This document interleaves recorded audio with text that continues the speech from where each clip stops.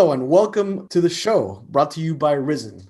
We are your hosts, Jeff and Rogelio, and today we are joined by Cynthia Sandoval.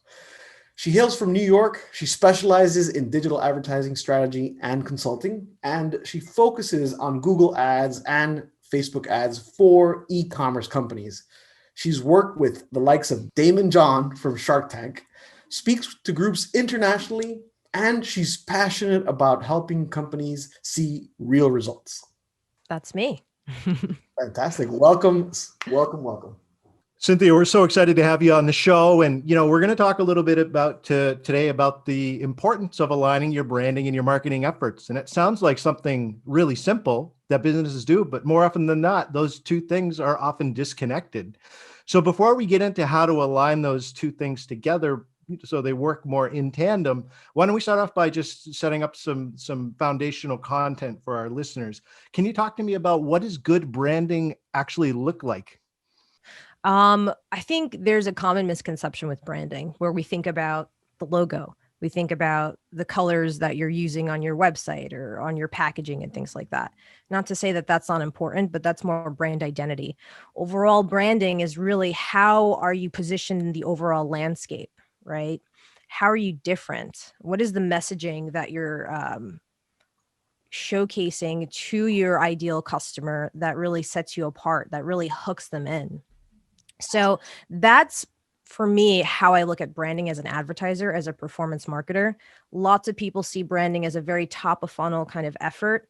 And my goal as an advertiser, where I deal with, bottom of the funnel type conversions and purchases and signups and all that, I'm looking to bridge that gap. And it all starts with having a good understanding of your customer, being positioned correctly in the landscape, tying all those efforts all the way down to your advertising. I think that was probably one of the best answers I've heard on that question. Wow, I'll take it. Yeah. But we want to try to understand what are the keys to success, right? To quality advertising. So what would you say those general keys are? I think there's a couple of ones, but if I were to boil it down and condense it into just three, the first one would be understanding. So I'm thinking of it as an advertiser, like where I'm onboarding clients. So it's understanding your client's business like the back of your hand, really understanding their business model. Obviously, if you're listening to this and you're a business owner, you know that pretty nicely. And then second is understanding your entire competitive landscape, inside and out, understanding what your competitors are doing, in order for you don't have to reinvent the wheel, but essentially just bridge the gaps, do what they're doing, but better in a more creative way. And also understanding your customer avatar. So when I don't want to go too much in a rabbit hole here, but when I onboard a client, I almost think of it as method acting, where I'm really I'm getting a super deep understanding, like I'm getting creepy understanding of your customer. Like I want to see what the journey is like from end to end, how like looking at their overall social profiles, even like looking at the people that follow, like all of it, right? So having that deep understanding allows you to target the right person, right, at the right time and with the right messaging. And that's really my approach to advertising. Right person, right time, right messaging. And what were we going to say? Oh, I was going to ask you kind of the bringing in to talking about alignment and branding and why so often they're disconnected. Do you have kind of a feel in working with some of the clients that you've had in the past, why those two things end up being so disconnected so often?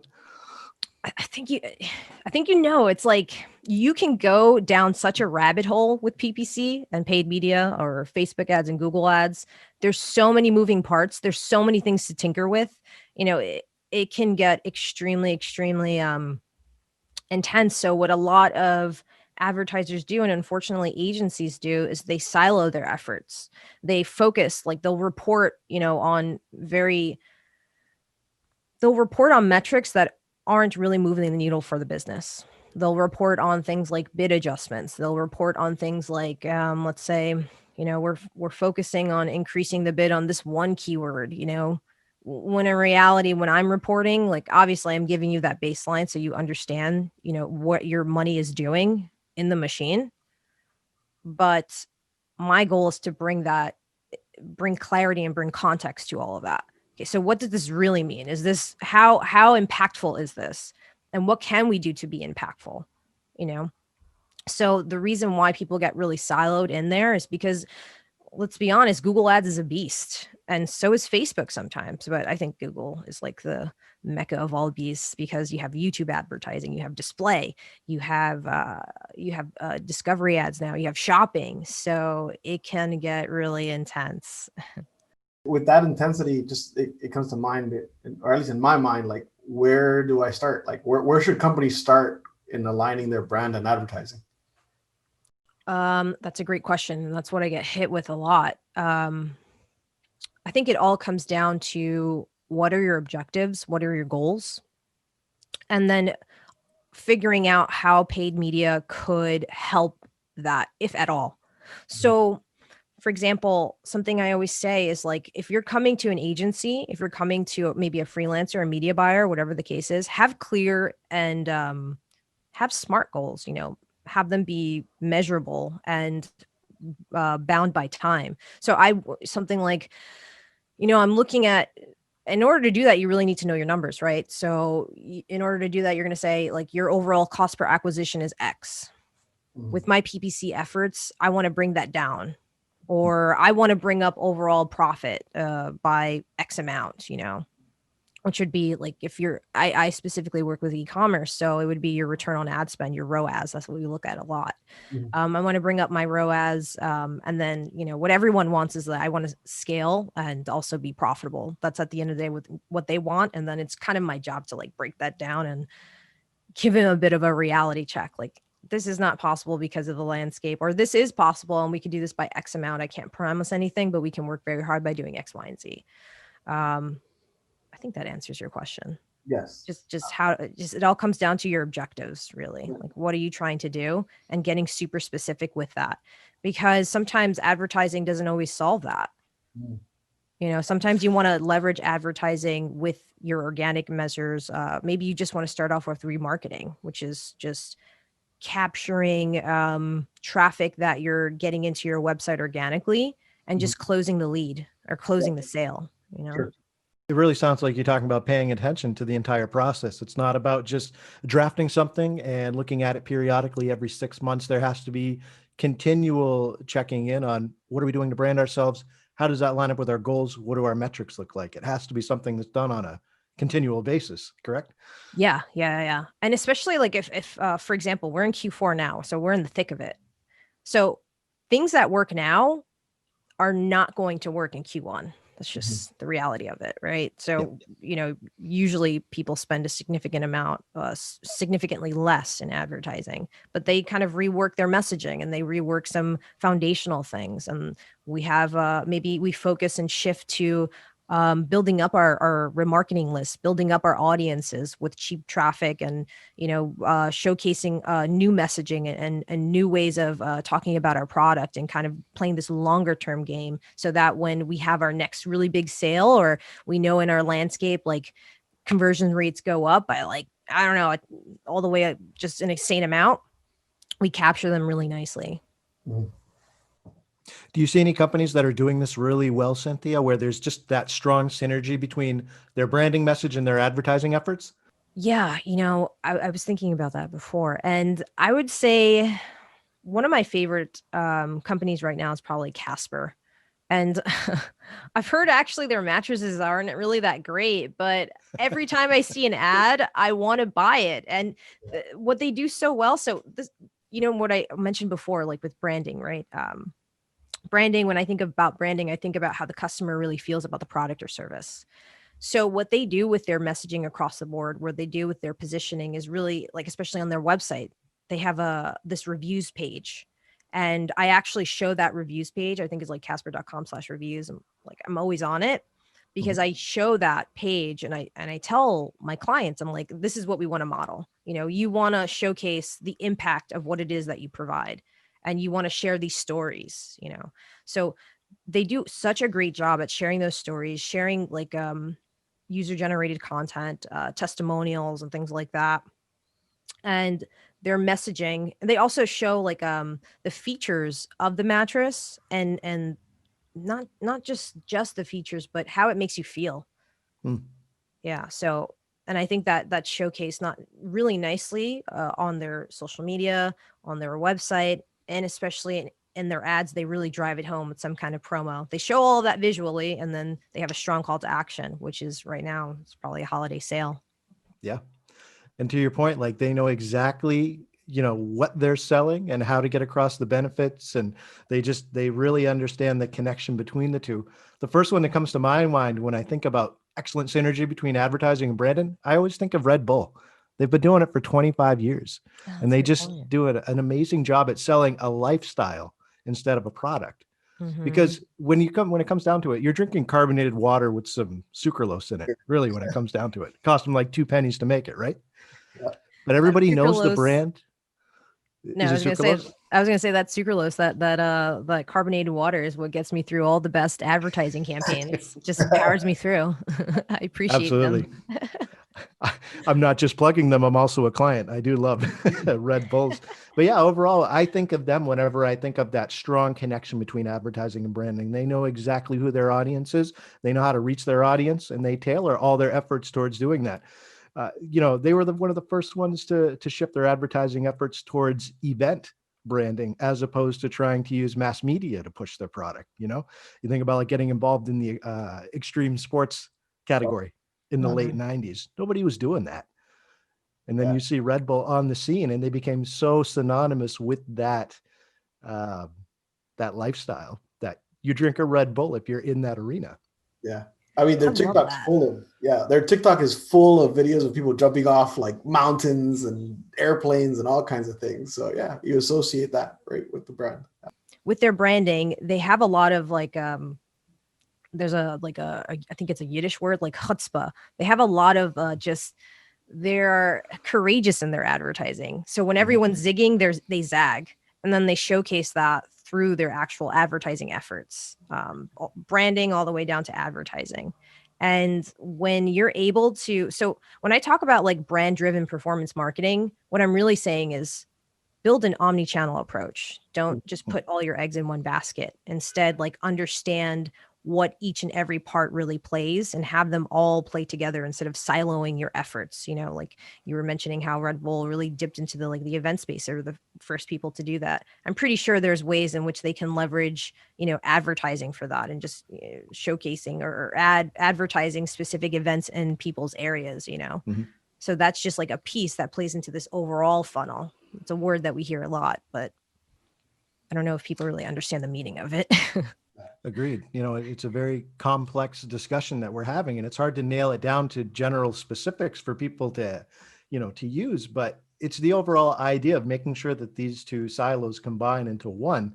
And just as a follow-up, Cynthia, if you're speaking to that small business owner, maybe that decision maker at a growing organization, do you have some tips? Maybe like, where do I start if I don't think these two things are connecting, and I want them to, and I want to do a better job of making my efforts reap results? Where do I get going? I think it all starts with measuring, because what you measure, you manage. And that's something that's engraved in everything I do as a performance marketer. Anyone as a good marketer in 2020 is always measuring and analyzing things based on data.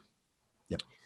So it all starts with measuring what's what in order to figure out what is actually moving the needle and what you can build on top of that. In the digital space, you want to make sure that if you're in e-commerce, right? Oftentimes, like, I'll get on a free consultation with a client, with a prospect, and there's just some things that they're not measuring at all. And they don't have a pixel on the back end of their website. So we don't really know the kinds of people that are coming to their website. And that's not ideal, right? Right. They don't have enhanced e-commerce set up on their back ends, which is where we can start tracking, actual e-commerce conversion rates. We can start tracking revenue through analytics. And when you track revenue through analytics, you can see which channel is generating revenue. There's nuances to that, and you can get super nerdy when you talk about attribution, but I won't go down that rabbit hole. But still, you just want to have some kind of pulse. You want to know what's really working here, And then once you have that initial pulse, then you can dig deeper and say like, okay, then you can build like a real omni-channel approach. You're getting a ton of traffic from SEO. So then you want to pair that up with a remarketing campaign on Facebook or on Google or something, you know? I think you're 100% right. And there's still that mindset that I think is pervasive where we're thinking 30 years ago, man, I'm getting old, but it's not enough just to spend 10 grand on a commercial and be like, hey, my commercial was on at 7 o'clock after this TV episode. That's not enough. That's empty advertising is what we think of today, because there's no way to really track what you're getting back for those efforts. Exactly. So when you have something like, when I say top of funnel, I'm saying like something like, let's say like your social media efforts on or organic social media efforts, or say you wrote a really great piece of content and you're getting a ton of traffic to your website organically. Like you can immediately think of a strategy just from there when you're measuring it accordingly, right? This article right here, for example, I have a client that they sell ballistic helmets, and in their field, there's a bit of a competition, but they're specifically niched and positioned very nicely. They're at a price point where people can afford, like the common person, common civilian. And so what they do is they have this comparison page, right? And they get a ton of traffic there. And that's obviously someone that's performing a ton of research. They're looking at other competitors. And obviously they're a little biased, but what I do is make sure that everyone that's going to that landing page or that blog post, I'm then retargeting them with a direct to sell ad. Mm-hmm. I have like a little bit of line of messaging, like something along the lines like researching for the best blah, blah, blah, blah. Maybe this will help you incentivize with this coupon code or something like that, like super direct to sell, because they're already warmed up, How can our listeners connect with you after the show? You could find me on Instagram, on Twitter, at the Cyn Sandoval. That's my handle across the board. You can also find me on my website. You can click cynthiaismarketing.com. You can also look me up on YouTube. I'm starting some efforts up there, trying to kick that up a little bit. Or you could simply just email me at c@cynthiaismarketing.com and we can chop it up. Awesome. So to our listeners, we'll make sure to include that information in the show notes. That way you have an easy way to connect with Cynthia. If you have some more questions about where to start or how to improve aligning your branding and your online advertising efforts, she's the lady to talk to. So overall, Cynthia, before we wrap up, one question we like to ask our guests just to get the futurist opinion, because we are a growth marketing for Martian show. We like to look into the future, into the universe of where things are going. Do you have any thoughts or ideas on where advertising is going in the next 5 to 10 years? What is it going to look like to reach consumers, to be able to connect with them in the next decade? That's a really great question. And I think a lot, so as advertisers, things are transitioning to voice. So how people are searching are a little bit more conversational. I don't know if that makes it so much different, but voice is definitely the next wave of things when it comes to search marketing. And also something that there's like buzz about is Google. So Google is known for keyword-based targeting, keyword-based, through search terms and things like that, whereas Facebook is audience-based targeting. Google has also a lot of audience targeting options, and they're getting more and more popular. And then with the introduction of smart campaigns and smart bidding, like with smart shopping, we can't see any search term data. We kind of just leave it up to the Google gods to figure it out. And we give Google the right data. That's our jobs now, is to really steer the ship strategically. So overall advertising in the future for Martians, I guess, we're going to see a lot of, I believe, keyword less targeting. We're going to really leverage machine learning, a ton of smart campaigns, and we're going to see the rise of more creative marketers take hold. Lots of creative thinkers, lots of even, branding type strategists can now move into the performance marketing space.